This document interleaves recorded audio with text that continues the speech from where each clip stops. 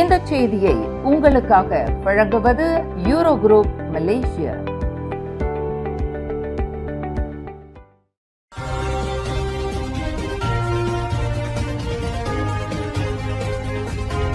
வணக்கம். திசைகளின் 5 மணி செய்திகள். சமய நல்லிணக்கத்தை சீர்குலைப்பவர்கள் மீது பிரதமர் உடனடியாக நடவடிக்கை எடுக்க வேண்டும். மஹிமா வேண்டுகோள்.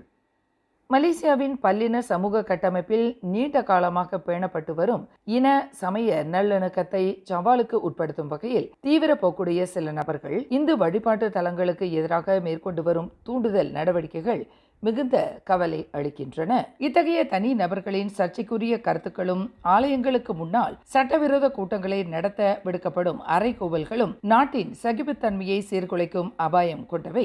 எனவே பிரதமர் டத்துஸ்ரீ அன்வர் இப்ராஹிம் அவர்கள் இவ்விவகாரத்தில் உடனடியாக தலையிட்டு இத்தகைய தூண்டுதல் நடவடிக்கைகளுக்கு முற்றுப்புள்ளி வைக்க வேண்டும் என மலேசிய இந்து ஆலயங்கள் மற்றும் இந்து அமைப்புகளின் பேரவையான மஹிமாவின் தலைவர் டத்து என் சிவகுமார் வலியுறுத்தியுள்ளார். கடந்த 1978 ஆண்டு கர்லிங் சம்பவம் நாடு முழுவதும் ஒரு பதற்றமான சூழலை உருவாக்கிய போது அன்றைய பிரதமர் துன் ஹுசைன் ஆன் அவர்கள் மிக துரிதமாகவும் தீர்க்கமாகவும் செயல்பட்டு நாட்டின் அமைதியை நிலைநாட்டினார்.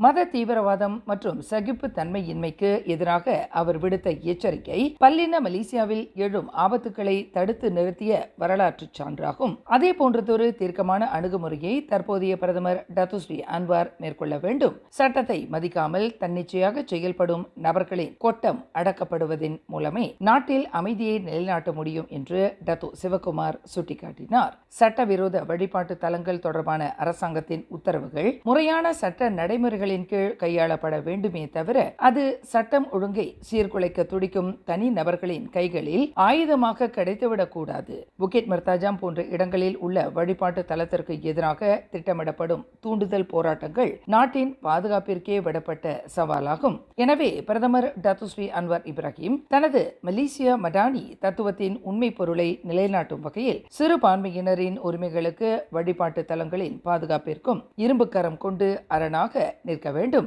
எக்காரணம் கொண்டும் மத தீவிரவாத சக்திகளின் அச்சுறுத்தல்களுக்கு அரசாங்கம் இடம் கொடுத்துவிடக் கூடாது என்பதே காலத்தின் கட்டாயமாகும் என டத்தோ சிவகுமார் மிக ஆணித்தரமாக தெரிவித்துக் கொண்டுள்ளார்.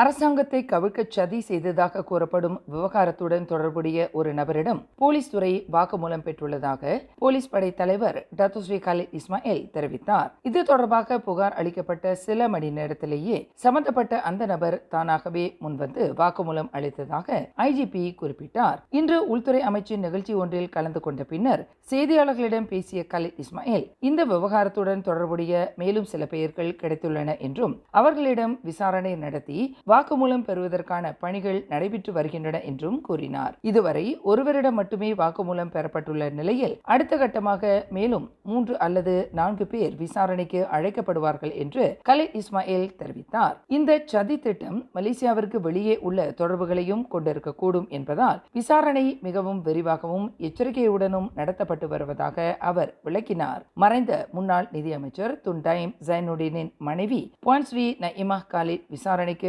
அழைக்கப்படுவாரா என்று செய்தியாளர்கள் கேட்டதற்கு அது இன்னும் உறுதி செய்யப்படவில்லை என்று ஐஜிபி பதில் அளித்தார். முன்னதாக அரசாங்கத்தை நிலைகுலைய செய்யும் முயற்சியில் தமக்கு எந்த பங்கும் இல்லை என்று நயிமா காலித் மறுப்பு தெரிவித்திருந்தார். தன் மீது சுமத்தப்பட்ட குற்றச்சாட்டுகள் பொய்யானவை மற்றும் அபத்தமானவை என்று அவர் சாடியுள்ளார்.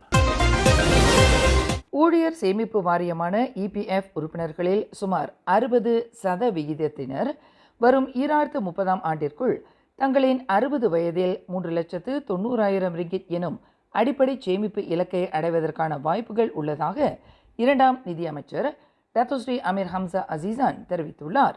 இன்று நாடாளுமன்ற மேலவையில் கேள்வி பதில் நேர அமர்வின் போது செனட்டர் எங் கெங் ஹெங் எழுப்பிய துணை கேள்விக்கு அமீர் ஹம்சா இவ்வாறு பதில் அளித்தார். கடந்த 2025 ஆண்டின் இறுதி நிலவரப்படி முறைசார் துறையில் பணியாற்றும் 18 முதல் 55 வயதுக்குட்பட்ட மலேசிய குடிமக்களில் சுமார் 3.1 மில்லியன் பேர் அல்லது 41.2% தங்களின் வயதுக்கு ஏற்ற அடிப்படை சேமிப்பு அளவை எட்டியுள்ளனர். இருப்பினும் அதே துறையைச் சேர்ந்த எஞ்சிய 4.42 மில்லியன் உறுப்பினர்கள் அல்லது 58.8% தங்களின் ஓய்வு காலத்திற்கு தேவையான குறைந்தபட்ச சேமிப்பு இலக்கை இன்னும் எட்டவில்லை என்பதையும் அவர் சுட்டிக்காட்டினார். ஓய்வு காலத்திற்கு தேவையான நிதி போதுமானதாக இருப்பதை உறுதி செய்ய அரசாங்கம் இபிஎஃப் மூலம் பல்வேறு முயற்சிகளை மேற்கொண்டு வருவதாக அவர் கூறினார். குறிப்பாக முன்கூட்டியே பணத்தை மீட்கும் நடவடிக்கையினால் அடிப்படை சேமிப்பில் ஏற்படும் பாதிப்பை கட்டுப்படுத்த ஓய்வு கால வருமான போதுமான அளவு எனும் புதிய அளவுகோல் அறிமுகப்படுத்தப்பட்டுள்ளது. இதன் மூலம் உறுப்பினர்களின் நிதி பாதுகாப்பை உறுதி செய்ய அரசாங்கம் உறுதி பூண்டுள்ளதாக அமைச்சர் அமீர் ஹம்சா தெரிவித்தார்.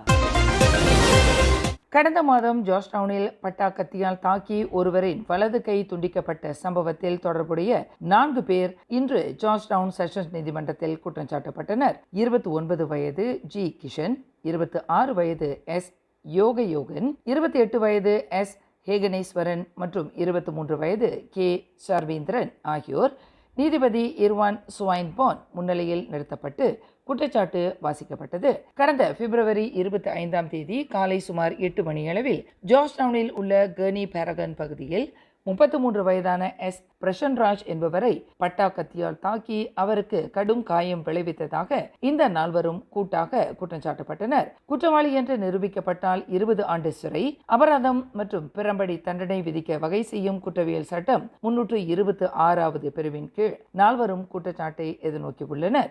ஜி கிஷன், யோகயோகன், ஹேகனேஸ்வரன் மற்றும் சர்வீந்திரன் ஆகிய 4 தங்களுக்கு எதிரான குற்றச்சாட்டை மறுத்து விசாரணை கோரியதால் அனைவரும் ஒரு நபர் உத்தரவாதத்துடன் தலா 15,000 ரிங்கிட் ஜாமீனில் விடுவிக்கப்படுவதற்கு நீதிமன்றம் அனுமதி அளித்தது. ஜோஹர் பாசேர்குடாங்கில் உள்ள வங்கி ஒன்றின் வெளியே பாகிஸ்தான் தொழிலதிபர் ஒருவரிடமிருந்து 5 லட்சம் ரிங்கிட் பணத்தை கொள்ளையடித்த கும்பலைச் சேர்ந்த 8 பேரை சம்பவம் நடந்த 24 மணி நேரத்திற்குள் ஜோஹர் போலீசார் கைது செய்துள்ளனர். கடந்த பிப்ரவரி 24ஆம் தேதி பாசிகுடாங் வர்த்தக மையத்தில் உள்ள வங்கி ஒன்றிலிருந்து தனது மனைவியுடன் வெளியேறி வாகனத்தை நோக்கி சென்ற 45 வயது தொழிலதிபரை மர்ம நபர்கள் 2 வழிமறித்துள்ளனர். துப்பாக்கி போன்ற ஒன்றை காட்டி மிரட்டிய அவர்கள் தொழிலதிபரிடம் இருந்த 5 லட்சம் ரிங்கிட் ரொக்கம் அடங்கிய 2 பைகளை பறித்துச் சென்றனர். இதுகுறித்து புகார் அளிக்கப்பட்ட நிலையில் சிறப்பு போலீஸ் குழு ஒன்று தீவிர தேடுதல் வேட்டையை தொடங்கியதாக ஜோஹர் மாநில போலீஸ் தலைவர் டாக்டர் அப்துல் ரஹ்மான் அர்ஷாத் தெரிவித்தார். உளவு தகவல்களின் அடிப்படையில் ஸ்ரீ ஆலாம் மற்றும் தம்போய் உள்ளிட்ட பல்வேறு பகுதிகளில் நடத்தப்பட்ட சோதனையில் 23 முதல் 53 வயதுக்குட்பட்ட 7 ஆண்கள் மற்றும் ஒரு பெண் என மொத்தம் 8 பேர் கைது செய்யப்பட்டனர். கைதானவர்களில் பாகிஸ்தான் வம்சாவளியைச் சேர்ந்த உள்ளூர் பெண் ஒருவரும் அடங்குவார். இக்கும்பலில் 3 வர்த்தகர்கள்,